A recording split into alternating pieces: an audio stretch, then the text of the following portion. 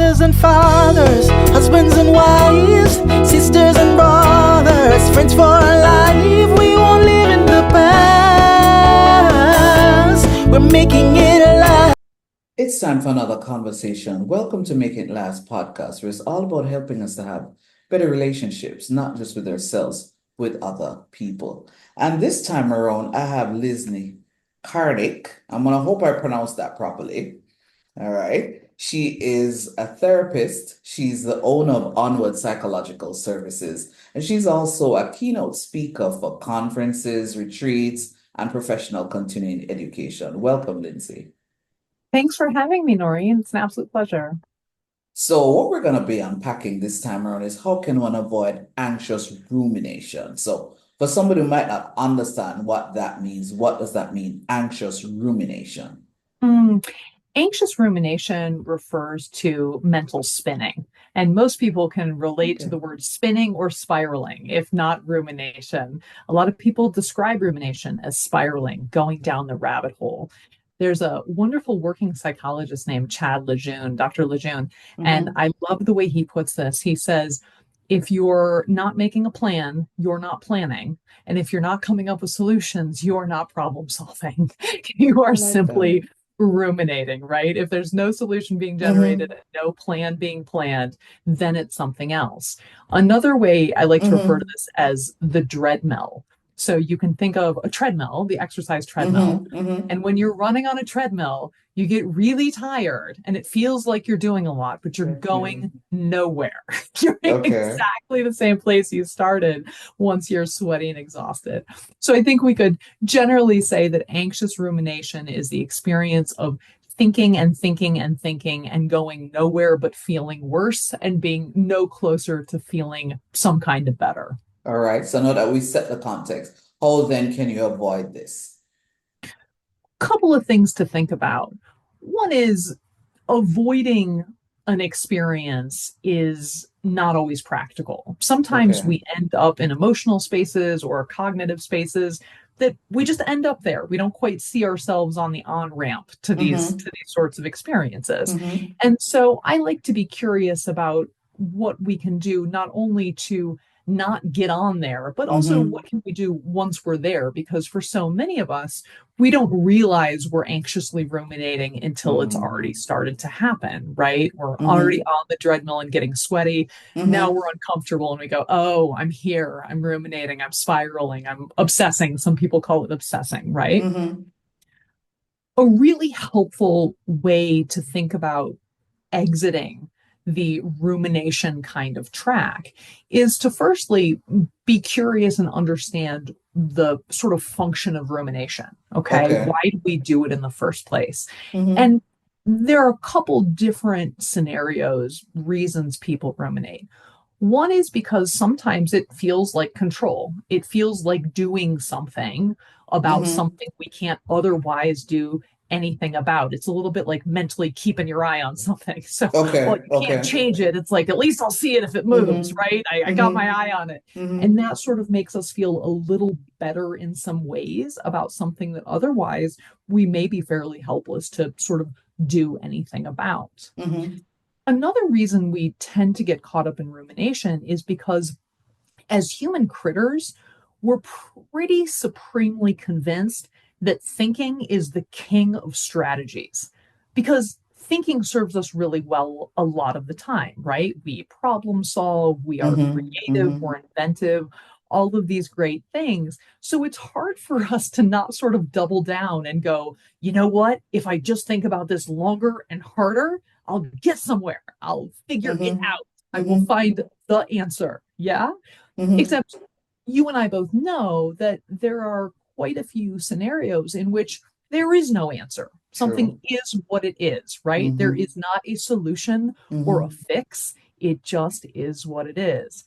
So starting by recognizing that rumination is something our brains sort of do by default because it is successful for us, that's thinking that is successful for us a lot of times, we come to sort of see it as infallible. And it's hard for us to accept that there are conditions under which thinking isn't going to get us much further. So being accepting of the idea that, oh, yeah, there's a part of me that really wants to believe if I spin long enough and hard enough on this particular problem or issue, I'll get somewhere with it. And recognizing that that's not actually the case, that sometimes things just are what they are. And if there was an answer, we'd probably already be there.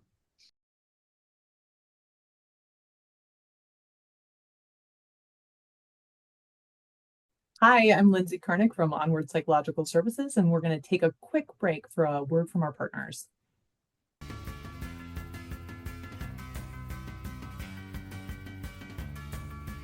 Hello, my name is Nicky Mason, and I want to share with you my journey with Noreen daily in my communication coaching sessions. As I went through the sessions with Noreen, I was able to recognize my strengths in communication. Some things I didn't recognize that I would do, she was able to unearth and allow me to recognize that these are some strengths that I had. I did have some weaknesses which I was challenged to overcome through research, reviewing other public speakers, and being able to sit before a camera and to speak to an audience, an invisible audience.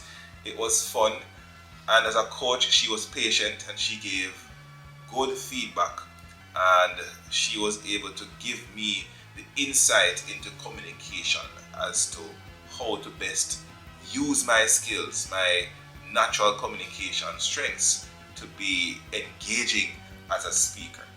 And I would recommend anybody who seeks to become a more competent communicator to enroll in her program. Reach out to her, and I believe you're going to enjoy the journey as much as I did. Thanks.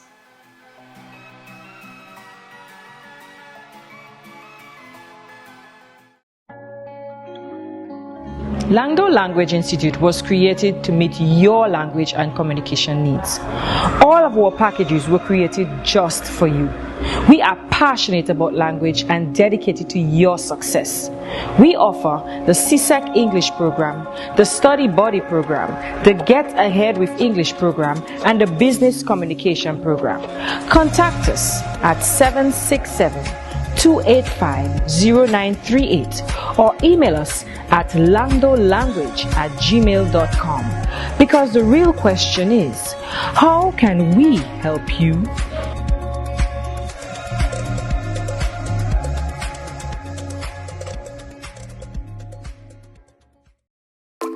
You can't live your best life without a healthy immune system. Boost your immune system the delicious way with Zappy's organic juices and punches. Made from local produce with zero added sugar, our juices cleanse and revitalize your body as they boost your natural immunity.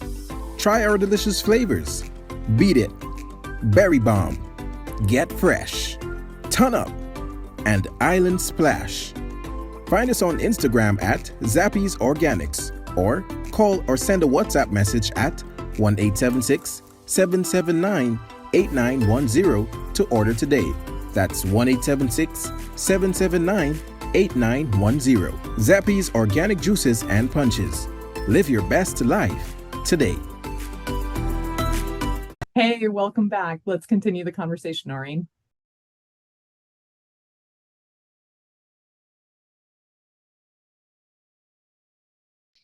I thought of something just now while you were talking, and for people who will say, but for me to process something or for me to deal with something or manage an issue, I have to do some amount of thinking. So Sure. how then do you strike the balance between you just trying to just process something, work through something, or to just then go to the extreme of actually, ruminating, anxiousness, so to speak? What a great question. And I would say there are a couple characteristics that are relative to each of us, but also a general popular experience. Okay. One is, we can ask ourselves, have I gotten to the point where this is intrusive? That is, am I out in my life doing other things, spending time with people, but thinking about this thing? Is it taking me out of time and place because and creating the situation in which I can't really be present with what's going on right now because I'm caught up Okay. in this thinking loop about this other thing. So if Mm-hmm. you're unable to be present Mm-hmm. because you're sort of like intellectually hammering away Mm-hmm. on the thing, then Mm-hmm. we've probably passed the point of constructive, right? Ah, okay. The next thing I would encourage us to be aware of is our thinking getting us any closer to some kind of relief, if not resolution? And Mm-hmm. often what we find, if we're quite frankly honest about it, is that it's getting us more distress and not Mm-hmm. more resolution. We're getting more and more hyped up, more frustrated, more intensely aggravated. There's a really interesting word for this when two people are doing it together. It's called co-rumination. And it Mm-hmm. Mm-hmm. refers to the tendency for when people, they say, oh, venting's really healthy. And that can be true sometimes. And there's also a tipping point at which venting becomes co-rumination. And now we're just helping the other person hyper focus on what's upsetting them, but Ah. getting no closer to a solution. We're focusing on what's wrong, Mm-hmm. but not in a constructive, productive way. So part of the goal, I think, is not to say, well, I should or shouldn't think about it this much or that much, but Mm-hmm. instead to sort of assess on an ongoing basis, is this constructive at any given Mm-hmm. time? And if the answer is yes, then great, can't have that, right? But Right. if the answer is this has ceased to be constructive and this is causing me distress, stress, impairing my ability to be present for the people I care about or Mm-hmm. present in my life as it's actually happening, then maybe we need to reevaluate about when and where we're doing that kind of thinking. Ah. Do you think it is, well, over time, it would be experiences that cause people to become so anxious, or do you think maybe to some extent it might be just how some people are socialized, or what do you think actually ended up causing this anxious rumination? Hmm. I think almost universally, both possibilities that you pointed to Mm-hmm. still fall under the same umbrella of sort of wanting to have control and Ah. wanting to have certainty and wanting to have a solution, or at the very least, feeling like we are doing something actively to get closer to a solution because we don't Mm-hmm. like the idea of letting things be. Jack Cornfield has a great quote, and it's something I'm not going to say exactly word for word, but it's something to the effect of don't worry so much about letting things go, let things be. We are I like generally that. averse to letting things I like be. And I that. think that's because we sort of conflate that with surrender, with like Mm-hmm. giving up and giving in. Mm-hmm. It's not Mm-hmm. surrender. It's not giving up. It's not giving in. It's making a decision to be intentional about when and where we're sort of spending our effort. Uh, You said a lot, but if it is that you had to encapsulate or just condense all of what you said into a three-step process, or maybe more than that, what would that process be in terms of just how to avoid anxious rumination? Hmm. Okay, 3 steps. Here we go. Maybe Okay. 3.5. All right, no problem. No problem. One is to recognize that it's happening. Okay. Two is to accept it as a normal function of having this incredibly sophisticated hardware and software that we're all running up here and back here. A lot of hardware and software going on. Okay. Mm-hmm. Mm-hmm. And sometimes that hardware and software is running in overdrive, trying to Mm-hmm. do its best, and it doesn't realize that what it does is making us uncomfortable, right? The brain is just doing what it knows how to do, the brain Yep. stem, all of those parts of us. They're not doing this to make us crazy. They're just doing it because it's what's kept us alive and, quite frankly, gotten us to be the dominant species on the planet. Mm-hmm. Thirdly, Mm-hmm. I think the most powerful thing that any of us can do when it comes to anxious rumination is really check in with what's going on in the here and now to illustrate to ourselves how much distance there is between those thought spirals and the actuality of where we're existing. So Love that. often there's a word for this called cognitive fusion. We get caught up in these sort of mental movies about what might happen, what did happen, what could happen, what should happen. And instead of living out the here and now, we're living out these storylines in our That we've heads as if they created. were actually Mm-hmm. happening. Yes. And that, of course, creates a whole new set of problems that we feel we have to solve. And before you know it, we're sort of exclusively living in the land of up here instead of the land of out here. And so it can be very helpful to sort of, when you, again, notice, which is the first step, being aware that you're doing the thing. And you go, as Russ Harris once put it, oh, thanks, brain. You sort of thank your brain instead of getting hostile about it, right? You go, thanks, that's interesting. Thank you for trying so hard. Thank you for attempting to work so hard for me. And then we do something to root our attention back in what's actually going on in the here and now. And that can be any one of a number of things. Different things work for different people, but something as simple as maybe picking up something tactile. I'm going to show you a wonderful example here. I have in a jar a whole bunch of beads. And I have these wonderful beads with all sorts of different textures. And if I'm dialed into paying attention to what this bead feels like in my hand as I turn it over again and again and again and again, this keeps me really anchored in the present because the sensation is only available to me in the present.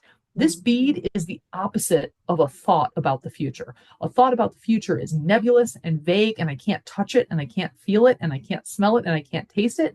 This bead has real actuality, and it's very helpful to illustrate to ourselves the difference between something that exists in actuality and all those thoughts that make up anxious rumination.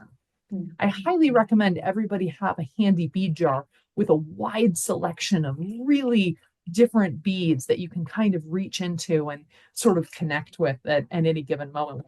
Find yourself caught up in the thought movies.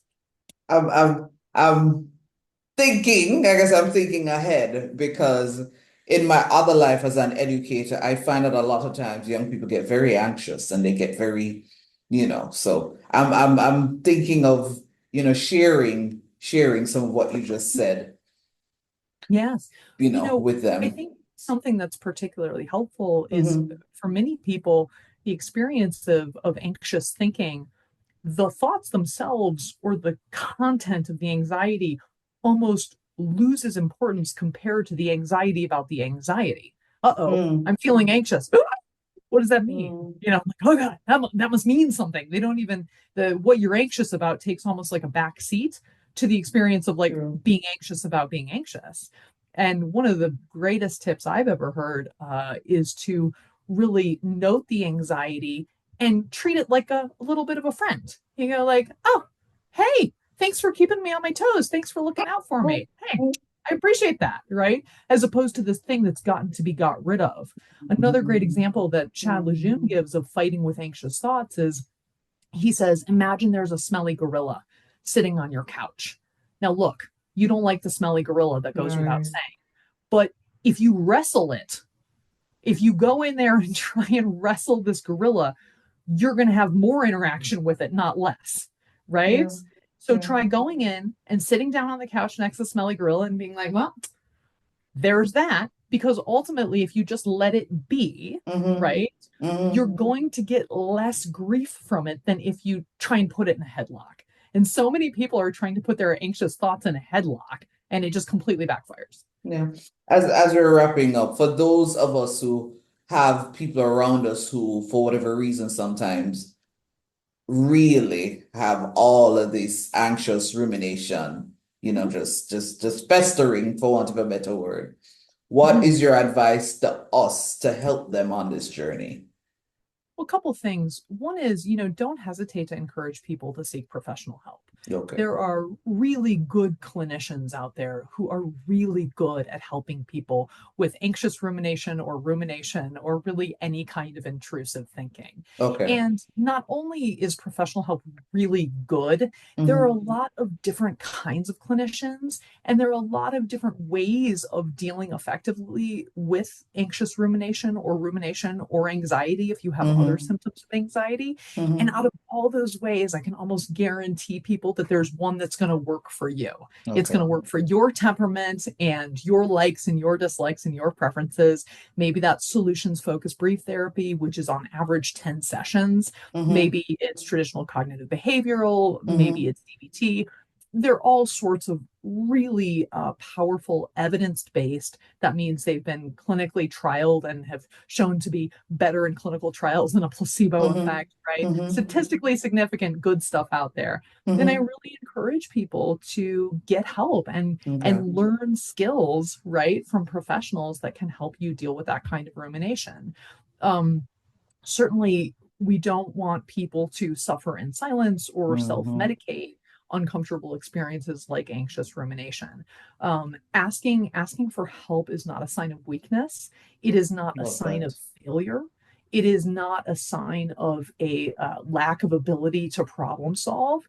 It's a recognition that this is anxiety is the byproduct of being a living critter, right? And different times in our lives, different conditions, different stimulus can really elicit that in powerful ways for people. And you're not alone. And there are really, really good sources of help out there, and they want to be helpful to you so that you can move on with your life. And I really can't encourage people enough to take advantage of that professional help. Excellent note to end on. Thank you so much for sharing, Lindsey. Thank you. It's been a pleasure, Noreen. This was Making It Last podcast, where it's all about helping us to have better relationships, not just with ourselves, with other people. I'm Noreen Daly. Until next time. Mothers and fathers,